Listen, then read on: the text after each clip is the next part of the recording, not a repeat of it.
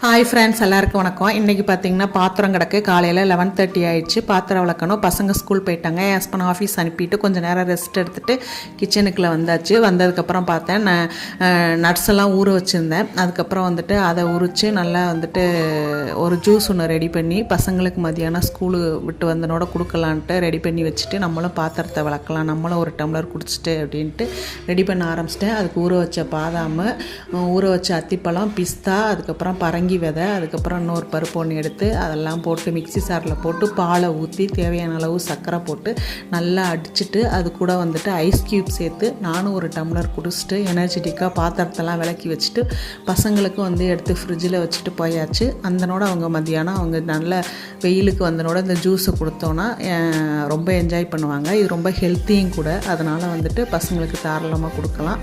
நீங்களும் இதே மாதிரி உங்கள் வீட்டு பசங்களுக்கு ட்ரை பண்ணி பாருங்கள். Thank you friends.